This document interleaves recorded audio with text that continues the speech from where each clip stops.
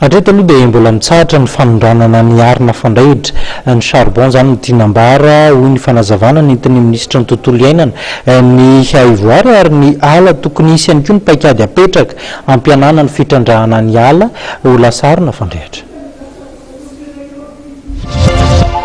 Be loatra ny fitrandrahana ala anaovana arina eto Madagasikara raha nambara nyity ministra ity.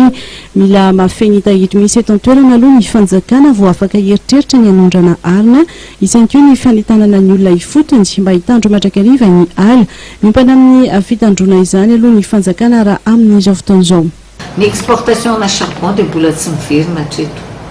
Mbola tsy misy ny exportation na charbon satria tsika tsy maintsy mifampifehy aloha ato anatiny.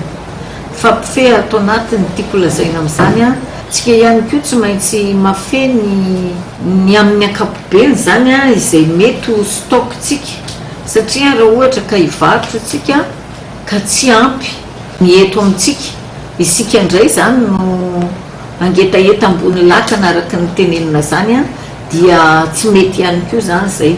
Isy fiatraikany betsaka amin'ny fiainana andavanandro ny mponina izany fanapahan-kevitra izany.